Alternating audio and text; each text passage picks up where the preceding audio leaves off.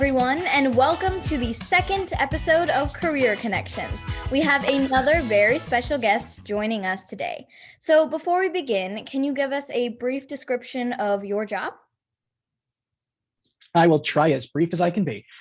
Thank you so much for having me, Anushka. My name is Tom Wexler. I use he, him pronouns.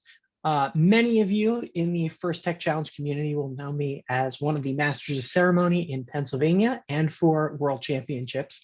But for my day job, I work for the School District of Springfield Township in Orland, Pennsylvania, in their technology department.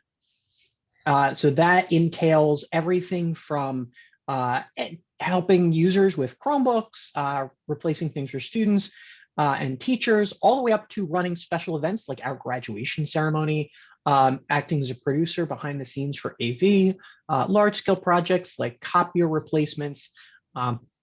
And when I'm not doing that, I'm also the co-founder and treasurer of the Rainbow STEM Alliance, a nonprofit whose goal is to support LGBTQ+ youth. Great. I mean, that is all so amazing to hear. And I'm really excited to dive deeper into all of this. So you talked a little bit about your day job as well as Rainbow STEM, which is so cool. I can't wait to learn more about that, as well as your role in the first program. So without further ado, let's get into that a little bit. So my first question for you is, what has it been like with the situation this year? You know, everything being virtual or hybrid. How have you personally adjusted, and how have you seen first robotics teams adjust to this whole situation? So excellent question. And certainly professionally has been weird, to say the least. The school districts here in where I work in Montgomery County, Pennsylvania, back in March 2020, we actually had a decree from the governor that said, hey, we're closing down your schools for 2 weeks. And I found out on the news before I found out from our superintendent. And from the technology department, we had about a week to say, okay, maybe this will go away. And then right after that, it was, okay, we have our new challenge. We have a deadline. We got to figure out how to get from point A to point B, which sounds really similar to what you do as a first team. And there is a lot of similarities. I mean, we came up with a plan. We said, here's our goals and here's what we need to do to get there.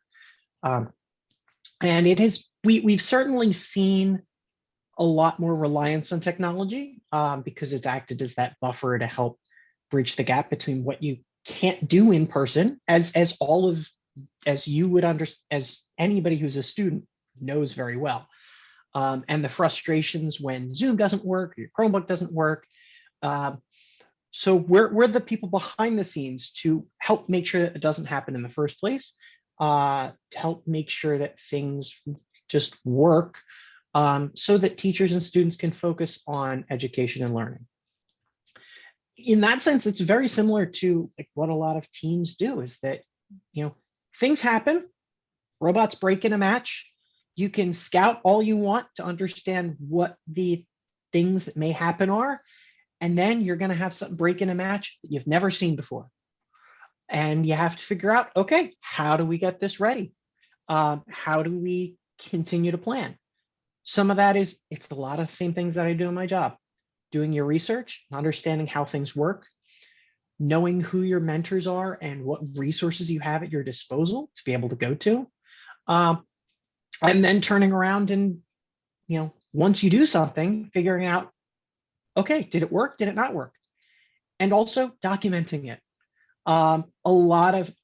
If you were to ask me what I did 2 years ago to fix something, I don't remember, but I can go back to my notes and say, well, yeah, here's the password to log into this thing, and here are the 2 changes that I made.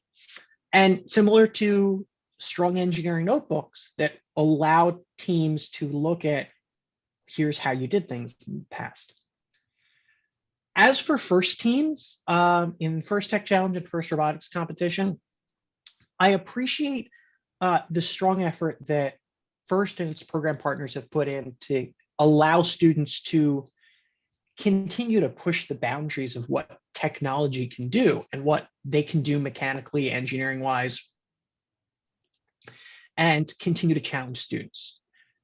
I like that this year it's not just here's what you can do hands-on, but also, hey, let's take a moonshot. let's look at the innovation challenge and say, here's this big goal. Think of something, think of how you would want to attack that. I like that it allows teams to think of things in different ways. I like that there is no right answer. A lot of times in first robotics competition and first tech challenge, as seasons progress, you often see fewer and fewer robot designs as people figure out how to make things work and what the best options are to compete that season's game. With the innovation challenge, there isn't one right answer. I had the opportunity to be a judge advisor for first robotics competitions innovation challenge, and of our 30 teams, there were 30 very different ideas of how can we help change the world, and I think that's awesome. With this year's FTC game, it reminds the way that it has to be, that we have options for teams that can't compete because it's not safe for us to be together. It forces you to think of your design differently. You know, in past years, you go, okay, we have to make this robot robust, which you still need to do. We got to make sure that other robots can't attack us. How are we going to play defense? How does a team's strategy change when you don't have to worry about defense? And I know there are places that have the opportunity to have in-person competitions. Where we are in Pennsylvania, we don't have that opportunity right now. It reminds me a number of years ago, I think 2014 it may have been, there was a first robotics competition game called Recycle Rush, where there was a barrier across the field. Teams couldn't cross it unless you got a penalty. So you went from having 30 years of defense and where your robots would knock into each other and having bumpers to nothing. How do you optimize your drivetrain when you don't have to drive across the field quickly? If you don't have the constraint of putting bumpers on your robot, what else can you do with those resources? And it's cool to see what some of the first tech challenge teams have done with that, knowing that, hey, we can build a more elaborate arm structure or intake that we don't have to worry about another robot coming in and ramming and damaging.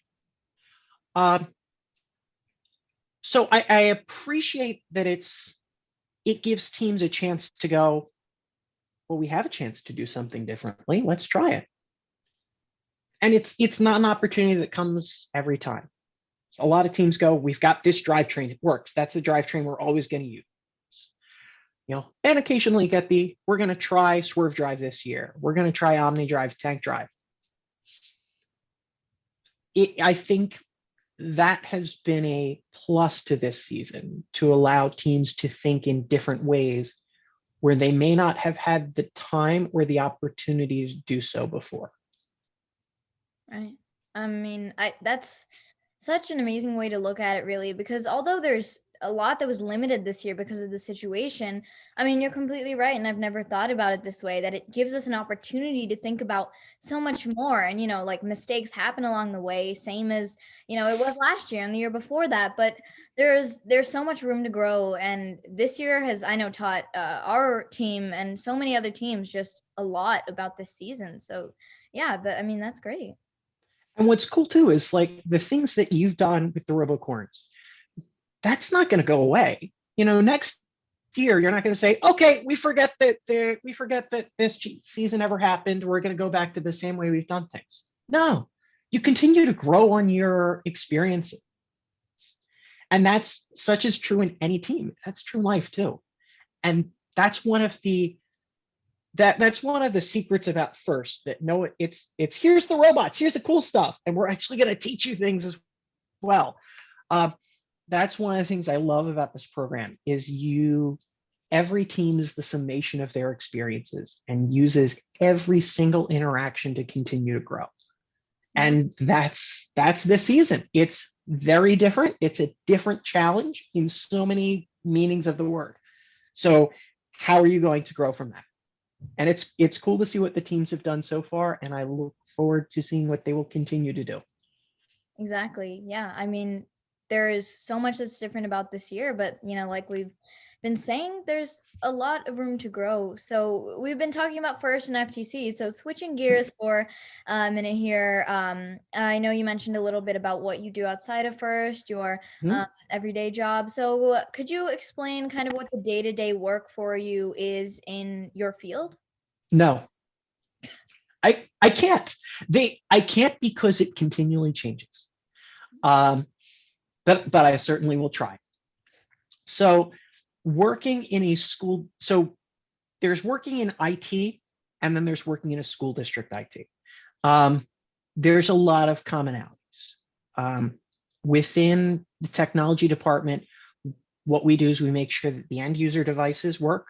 So in a school district, that's Chromebooks for the students, laptops for the teachers, desktops for admin assistants and other personnel, making sure that the infrastructure works, things like the Wi-Fi, the network, all of the hardware behind the scenes um, that the end users will never see, but works really hard to make sure that when you type in Google, you get to Google.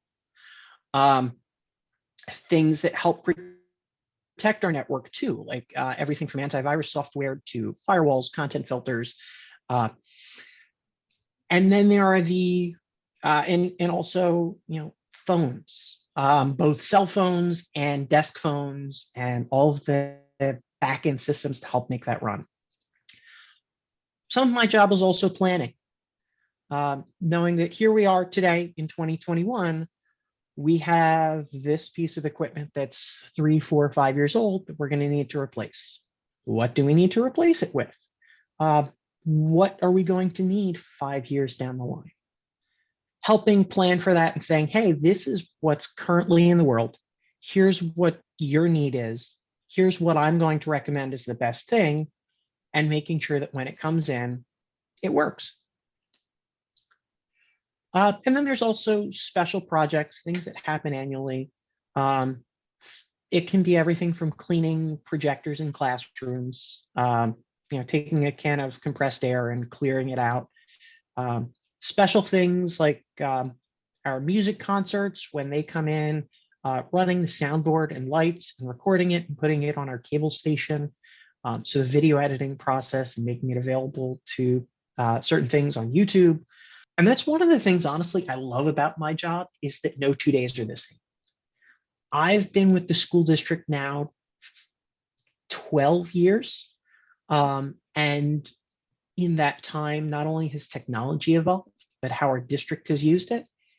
And in turn, what I'm doing, what my day-to-day operations are, changes as well. And it changes so that way, but the end goal is always the same. What do our teachers and students need? What do our end users need? And how can we help support it so they can do their job best?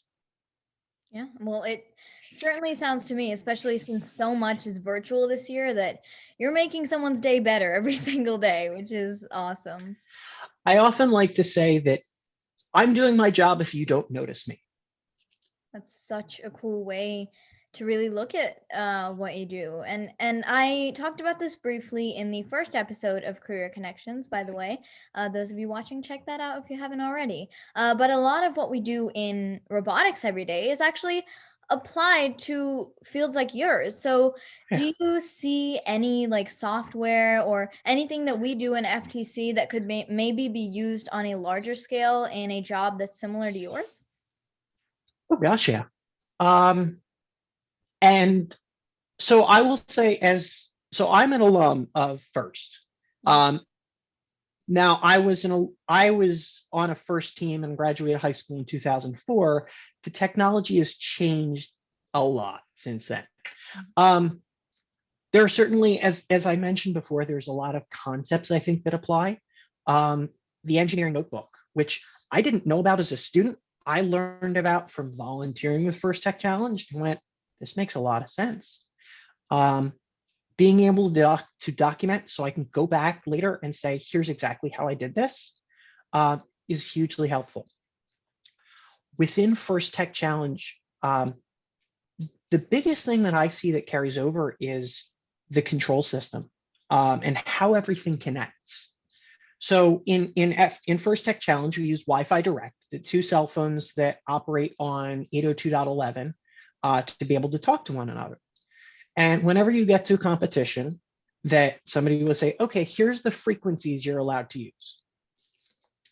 And understanding how that works at a basic level, that, hey, frequency channel 1 on 2.4 gigahertz is what we're going to use today, because all the other stuff is noisy.